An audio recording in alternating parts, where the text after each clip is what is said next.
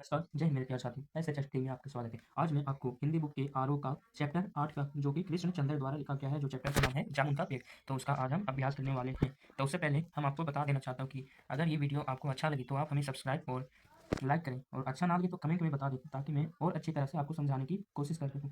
तो ये हमारा एनसीईआरटी बुक का 8वां चैप्टर है और जो सीबीएसई बुक है उसका 18 चैप्टर है। तो देखते हैं। तो हमारा क्वेश्चन है 1.1 बेचारा जामुन का पेड़ कितना फलदार था और इसकी जामुनें कितनी रसीली होती थीं। ये संवाद कहानी के किस प्रसंग में आया है? तो उत्तर देखते हैं। यह संवाद सेक्रेटेरिएट के लोग में लगे जामुन के पेड़ के गिरने के संदर्भ में आया है।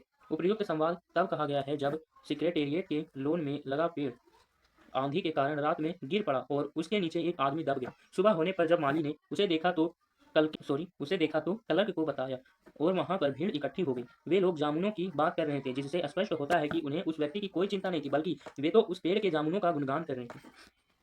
आप इस चैप्टर को एक बार अच्छे से पढ़ लीजिएगा, ये बहुत ही इंटरेस्टिंग चैप्टर है, बहुत मजा आएगा, पढ़ के देखिएगा। इसका लिंक हम आपको दे दिए, मेरा ही चैनल में मिल जाएगा। तो क्वेश्चन 1.2 देखते हैं। बेचारा जामुन का पेड़ कितना फलदार था और इसकी जामुनें कितनी रसीली थीं, इससे लोगों की किस मानसिकता का पता चलता है? तो उत्तर है उपर्युक्त संवाद में हमें लोगों की संवेदन शून्य होती मानसिकता का पता चलता है। जामुन के पेड़ के पास खड़ी भीड़ को उसके नीचे दबे व्यक्ति से कोई सहानुभूति नहीं होती, उल्टे वे उस पेड़ के लगे जामुन को याद कर शोक प्रकट करते हैं, जिससे पता चलता है कि लोग कितने स्वार्थी और संवेदन शून्य होते जा रहे हैं। दूसरा क्वेश्चन देखते हैं। तो हमारा दूसरा क्वेश्चन है, दबा हुआ आदमी एक कवि है, यह बात कैसे पता चली और इस जानकारी का फाइल की यात्रा पर क्या असर पड़ा? उत्तर देते हैं। जब माली ने पेड़ के नीचे दबे व्यक्ति को उसके केस के संबंध में यह उम्मीद जगाई कि कल उसका केस सेक्रेटरीट के सारे सेक्रेटरियों की मीटिंग में रखा जाएगा, उस समय दबे हुए आदमी के मुंह से एक शेर निकलता है, जिससे माली जान जाता है कि वह कोई कवि है, और फिर माली द्वारा अन्य लोगों को भी खबर हो जाती है। इस खबर के पता चलते ही उस व्यक्ति का केस कल्चर डिपार्टमेंट में भेज दिया जाता है, परंतु काम वहां भी नहीं होता, बल्कि केवल कागजी कार्यवाही होती रहती है और उसकी फाइल कई विभागों में घूमती रहती है। अगला क्वेश्चन देखते हैं, क्वेश्चन नंबर तीसरा। तो क्वेश्चन नंबर तीसरा हमारा है, कृषि विभाग वालों ने मामले को हार्टिकल्चर विभाग को सौंपने के पीछे क्या तर्क दिया? तो उत्तर है, कृषि विभाग वालों ने पेड़ के नीचे दबे व्यक्ति के मामले को हार्टिकल्चर विभाग को सौंपने के पीछे यह तर्क दिया कि कृषि विभाग को अनाज और खेती बाड़ी से जुड़े मामलों पर निर्णय देने का अधिकार है। क्योंकि गिरने वाला पेड़ एक फलदार पेड़ है, अतः इसका संबंध कृषि विभाग से ना होकर हार्टिकल्चर विभाग से। चौथा क्वेश्चन देखते हैं। चौथा क्वेश्चन है, इस पाठ में सरकार के किन किन विभागों की चर्चा की गई है और पाठ से उनके कार्य के बारे में क्या क्या अंदाजा मिलता है? तो उत्तर है, इस पाठ में सरकार के निम्नलिखित विभागों की चर्चा की गई है। देखते हैं। व्यापार विभाग, कृषि विभाग, हार्टिकल्चर विभाग, मेडिकल विभाग, कल्चरल विभाग, फॉरेस्ट विभाग, विदेश विभाग और साहित्य अकादमी। पाठ से उनके कार्यों के बारे में यही अंदाजा लगाया जा सकता है कि हर एक विभाग का कार्य गैर जिम्मेदाराना है। कोई भी विभाग काम नहीं करना चाहता और अपनी जिम्मेदारी दूसरों पर थोपना चाहता है। वे स्वयं भी काम नहीं करते, बल्कि दूसरे विभाग की भी आलोचना करते हैं। पांचवा क्वेश्चन देखते हैं। हम आपको बता दूं, फिर से अगर समझ नहीं आ रहा होगा कमेंट में बताइए। कहानी में दो प्रसंग ऐसे हैं जहां लोग पेड़ के नीचे दबे आदमी को निकालने के लिए कटिबद्ध होते हैं। ऐसा कब कब होता है और लोगों का यह संकल्प दोनों बार किस किस वजह से भंग होता है?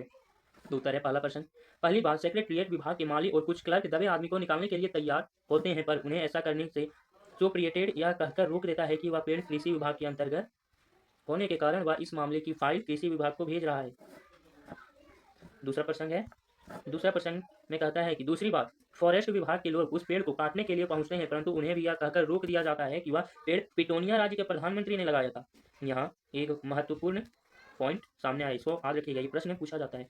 तो पूछ सकता है कि जो जामुन का पेड़ था उसको किस देश के राजा ने लगाया था या प्रधानमंत्री ने? तो उत्तर देना पड़ेगा, पिटोनिया राज्य के प्रधानमंत्री ने लगाया था। ठीक है, तो आगे देखते हैं। यदि वे इस पेड़ को काट देंगे तो दोनों राज्यों के संबंध बिगड़ सकते हैं और साथ ही पिटोनिया राज्य से मिलने वाली सहायता से भी हम वंचित हो सकते हैं। छठा क्वेश्चन देखते हैं। छठा क्वेश्चन है, यह कहना कहाँ तक युक्ति संगत है कि इस कहानी में हास्य के साथ साथ करुणा की भी अंतर्धारा है? अपने उत्तर के पक्ष में तर्क दें। उत्तर, यह कहना बिल्कुल युक्ति संगत है कि इस कहानी में हास्य के साथ साथ करुणा की भी अंतर्धारा है। कहानी का आरंभ और अंत भी करुणाजनक है। वास्तव में प्रत्येक विभाग क्लर्क अधिकारियों के हास्य के साथ करुणा और भी गहराती गई है। लोगों का जामुन के फलों के स्वाद को याद करना, मन चले युवकों द्वारा उस व्यक्ति को ही आधे भाग में कटवाकर प्लास्टिक सर्जरी का सुझाव आदि अनेक ऐसी बातें हैं जो हास्य के साथ करुणा को अपने चरम पर ले जाती है। केवल माली ही पेड़ के नीचे दबे व्यक्ति के दर्द को समझता है। दृश्य तब और करुण हो उठता है जब पेड़ के नीचे दबा व्यक्ति मर जाता है और उसके मुंह में चींटियां जाने लगती हैं। 7वां क्वेश्चन देखते हैं। 7वां क्वेश्चन हमारा है, यदि आप माली की जगह पर होते तो हुकूमत के फैसले का इंतजार करते या नहीं? अगर हाँ तो क्यों, और नहीं तो क्यों? तो उत्तर देखते हैं। यदि मैं माली की जगह होता तो कभी भी हुकूमत के फैसले का इंतजार ना करता। मैं अपनी ओर से सेक्रेटेरिएट विभाग के लोगों को इकट्ठा करता, उन्हें प्रेरित कर पेड़ कटवाता। यदि वे सरकारी डर से आगे आने के लिए तैयार ना होते तो उन्हें समझाता कि पेड़ काटना अपराध माना जाता है, गिरे पेड़ को हटाना नहीं। अतः पेड़ को हटाए जाने पर हम पर कोई अनुशासनहीनता कार्यवाही नहीं होगी, और इस तरह से मैं उस आदमी को बचा लेता। ठीक है, तो आगे देखें।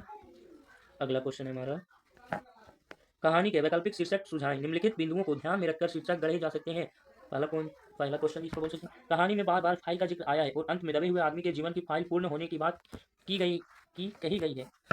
दूसरा, सरकारी दफ्तरों की लंबी और विवेकहीन कार्य प्रणाली की ओर बार बार इशारा किया गया है। तीसरा, कहानी का मुख्य पात्र उस विवेकहीन का शिकार हो जाता है। उत्तर लेते हैं। उपयुक्त बिंदुओं के आधार पर हम कहानी के कुछ वैकल्पिक शीर्षक सुझा सकते हैं। मेरी जीवन की फाइल, अफसरों के चक्कर में चकराती फाइल से हुई मौत। तो आशा करता हूँ ये वीडियो आपको अच्छा लगा हो, तो आप मुझे सब्सक्राइब करें और लाइक करें और अधिक से अधिक शेयर करें, ताकि मुझे और मोटिवेशन मिलती रहे और अच्छी तरीके से आप लोगों के पास वीडियो बनाकर अपलोड करता हूँ। अगर ये वीडियो आपको अच्छा ना लगे तो आप कमेंट में बता सकते हैं। धन्यवाद।